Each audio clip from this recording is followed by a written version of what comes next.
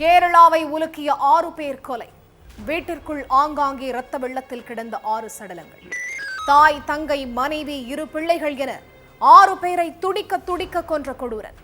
Second show படத்திற்கு சென்றுவிட்டு வீடு திரும்பியவர்களுக்கு நடந்த அதிபயங்கரம். காவல்துறையினரை திசை திருப்புவதற்காக சுவற்றில் வரையப்பட்டிருந்த அம்புக்குறி. உயிருக்கு உயிராக பழகிய நண்பனே யமனாக மாறியது ஏன்? காவல்துறையினர் கொலையாளியை கண்டுபிடித்தது எப்படி? நடந்தது என்ன?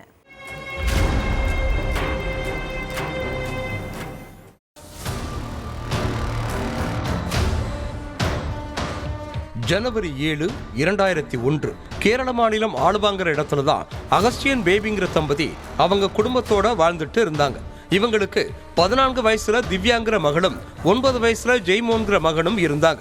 அகஸ்டியன் கூட அவரோட அம்மா கிளாராவும் தங்கையான கொச்சிராணியும் வாழ்ந்துட்டு இருந்திருக்காங்க.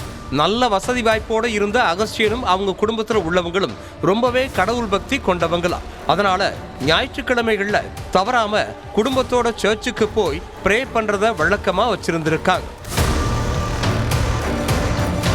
ஆனா அந்த ஞாயிற்றுக்கிழமை அகஸ்டியனும் அவங்க குடும்பத்துல இருக்கிறவங்க யாருமே சர்ச்சுக்கு வரல. இந்த விஷயத்தை நோட் பண்ண அகஸ்டியனோட மச்சானான, அதாவது பேபியோட தம்பி ராஜன்கிறவரு, என்னாச்சுன்னு தெரியலையே, எதுக்கு அக்காவும் மாமாவும் இன்னும் சர்ச்சுக்கு வரலன்னு சொல்லி மாமா அகஸ்டியனுக்கு போன் பண்ணியிருக்கார். ஆனா அவர் போனை எடுக்கல. அதனால அக்கா பேபிக்கு போன் பண்ணியிருக்காரு. அவங்களும் போனை அட்டன் பண்ணல. பல முறை போன் பண்ணியும் 2 பேரும் எடுக்காததால ராஜன் நேரா வீட்டுக்கே போயிருக்கார். காலிங் பெல்ல அடிச்சப்பதான் அகஸ்டியன் வீட்டு கதவு திறந்து இருக்கிறத நோட் பண்ணிருக்காரு ராஜன்.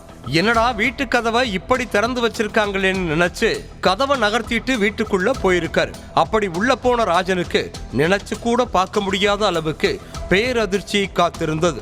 அகஸ்டியனோட வீடு முழுக்க ரத்தமாகவும் வீட்டுல இருந்த 6 பேரும் அங்கங்க ரொம்ப கொடூரமான முறையில உயிரிழந்து கிடந்திருக்காங்க. ஒருத்தர் கதவு பக்கத்துலயும் இன்னொருத்தங்க பெட்ரூம்லையும் இப்படி வார்த்தைகளால விவரிக்க முடியாத அளவுக்கு 6 பேரும் ரத்த வெள்ளத்துல கிடந்திருக்காங்க. இதை எல்லாத்தையும் பார்த்த பயத்துல உடனடியா போலீஸுக்கு போன் பண்ணி தகவல் சொல்லியிருக்காரு ராஜன். அடுத்த கொஞ்ச நேரத்திலேயே ஸ்பாட்டுக்கு வந்த காவலர்கள் அங்கங்க இறந்து கிடந்த சடலங்களை பார்த்து ஒரு நிமிஷம் ஷாக் ஆகியிருக்காங்க. அடுத்து 6 பேரோட சடலங்களையும் கைப்பற்றி பிரேத பரிசோதனைக்கு அனுப்பி வச்சிருக்காங்க. அதுக்கு பிறகு ஒரே குடும்பத்தை சேர்ந்தவங்களை யாரு இந்த அளவுக்கு கொலை பண்ணியிருப்பா, அதுவும் வீட்டில இருந்த சின்ன பையனையும் கொடூரமான முறையில கொன்னது யாருன்னு கண்டுபிடிக்க புலன் விசாரணையில இறங்குனாங்க. முதற்கட்டமா போலீஸுக்கு தகவல் கொடுத்த ராஜன் கிட்ட விசாரிச்சப்ப அவரு நடந்ததை பத்தி சொல்லி இருக்கார். மாமாவும் அக்காவும் சர்ச்சுக்கு வரல, போன் பண்ணாலும் எடுக்கல, அதனால என்ன ஏதுன்னு வீட்டுக்கு போய் பார்த்தப்ப இப்படி இறந்து கிடக்குறாங்க, இதை தவிர எனக்கு வேற எதுவும் தெரியாதுன்னு சொல்லி இருக்கார். அதுக்கப்புறம் போலீஸ்காரங்க அந்த வீட்டுக்குள்ள போய் ஏதாவது எவிடன்ஸ் கிடைக்குமான்னு தேடி பார்த்திருக்காங்க. அந்த சமயத்துல அங்க உள்ள சுவற்றில ரத்தத்தால ஒரு அம்புக்குறி போட்டிருந்ததை கவனிச்சிருக்காங்க. இந்த அம்புக்குறி எதை நோக்கி போடப்பட்டிருக்குன்னு ஆராய்ஞ்சப்ப அதுலயும் எந்த குழுவும் கிடைக்கல. அந்த நேரத்துலதான் ராஜன் காலிங் பெல் அடிக்கிறப்ப வீட்டு கதவு திறந்திருந்துச்சுன்னு சொன்ன விஷயம் போலீஸுக்கு ஞாபகம் வந்திருக்கு. உடனே போலீஸ் ஆபீசர்ஸ் அந்த வீட்டு கதவுக்கு முன்னாடி போய் நின்று பார்த்திருக்காங்க. அப்போ கதவு உடைக்கப்பட்டதுக்கான எந்த தடையும் இல்லாததால வீட்டுக்குள்ள வந்து கொலை பண்ணது அகஸ்டியனுக்கு தெரிஞ்ச யாரோவா தான் இருக்கணும்னு சந்தேகப்பட்டிருக்காங்க போலீஸ். அதனால அவரோட சொந்தக்காரங்க, நெருங்கிய நண்பர்கள், அக்கம் பக்கத்துல உள்ளவங்கன்னு எல்லோரையும் விசாரணை வளையத்துக்குள்ள கொண்டு வந்திருக்காங்க. ஆனா அதுலயும் எந்த துப்பும் கிடைக்கல. அப்பதான் அங்க இருந்த ஒருத்தர், ஏன் நீங்க இன்னும் ஆண்டனி கிட்ட விசாரிக்கலன்னு கேட்டிருக்காங்க. அதுக்கு போலீஸ் ஆபீசர்ஸ் யார் அந்த ஆண்டனின்னு கேட்டிருக்காங்க. அப்பதான் அவரு அகஸ்டியனுக்கும் அவரோட குடும்பத்துக்கும் நெருங்கிய நண்பர் அப்படிங்கிறது தெரிய வந்திருக்கு. அகஸ்டியன் கூட க்ளோஸா இருந்த ஆண்டனி அவங்க இறந்து போன விஷயம் தெரிஞ்சு ஏன் இன்னும் வந்து பார்க்கலங்கிற சந்தேகம் போலீஸுக்கு எழுந்திருக்கு. அதுக்கு பிறகு ஆண்டனியை பத்தி விசாரிக்க ஆரம்பிச்சப்ப அவரு ஆலுவால உள்ள தனியார் கம்பெனில டிரைவரா வேலை பார்த்துட்டு இருந்தது, அவருக்கு கல்யாணமாகி 2 பிள்ளைகள் உள்ள விஷயமும் தெரிய வந்துச்சு. ஆண்டனியோட குடும்பம் ரொம்பவே வறுமையான குடும்பமா. அவரு வேலைக்கு போனாதான் அன்னைக்கு சாப்பாடுங்கிற நிலைமையில இருந்திருக்கார்.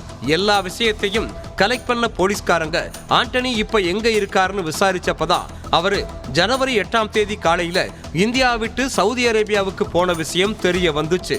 உடனே ஆண்டனியோட குடும்பத்துல உள்ளவங்க கிட்ட எதுக்காக ஆண்டனி இந்தியாவை விட்டு போனாருன்னு கேட்டதுக்கு, எங்களுக்கு எதுவும் தெரியாது சார், அவசர அவசரமா வீட்டுக்கு வந்தாரு, திடீர்னு எல்லாத்தையும் எடுத்துக்கிட்டு கிளம்பி போயிட்டாருன்னு சொல்லி இருக்காங்க. இது எல்லாத்தையும் வச்சு பார்த்ததுல ஆண்டனிக்கும் இந்த குடும்பத்தோட கொலைக்கும் ஏதோ சம்பந்தம் இருக்கிற சந்தேகம் வந்துச்சு. அதனால ஆண்டனியோட மனைவியை வச்சு அவரை இந்தியாவுக்கு வர வச்ச போலீஸ் அவரை சுத்தி வளைச்சு பிடிச்சிருக்காங்க. அதுக்கு பிறகு ஆண்டனிய காவல் நிலையத்துக்கு கூட்டிட்டு வந்த போலீஸ் கிடுக்குப்பிடி விசாரணை பண்ணாங்க. போலீஸோட விசாரணையை பார்த்து பயந்த ஆண்டனி ஜனவரி 7ஆம் தேதி நைட்டு என்ன நடந்துச்சு அப்படிங்கறத ஒண்ணு விடாம சொல்லி இருக்கார். அகஸ்டியன் தன்னோட மனைவி பேபியையும் பசங்க 2 பேரையும் கூட்டிட்டு செகண்ட் ஷோ படத்துக்கு கிளம்பிட்டு இருந்தார். அந்த நேரம் ஆண்டனி வீட்டுக்கு வந்திருக்கார். அப்போ எல்லோரும் எங்க போறீங்கன்னு ஆண்டனி கேட்க, நாங்க படத்துக்கு போறோம்னு சொல்லிட்டு 4 பேரும் வீட்டுல இருந்து கிளம்பி இருக்காங்க. வீட்டுல அகஸ்டியனோட அம்மா கிளாராவும் தங்கை கொச்சிராணியும் மட்டும்தான் இருந்திருக்காங்க.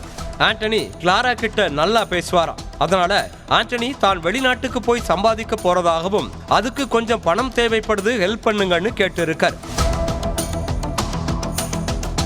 அதுக்கு கிளாரா எங்க கிட்ட பணமெல்லாம் இல்லைன்னு சொல்ல அவங்க கழுத்துல போட்டிருந்த நகைகள் ஆண்டனியோட கண்ணை உறுத்தி இருக்கு.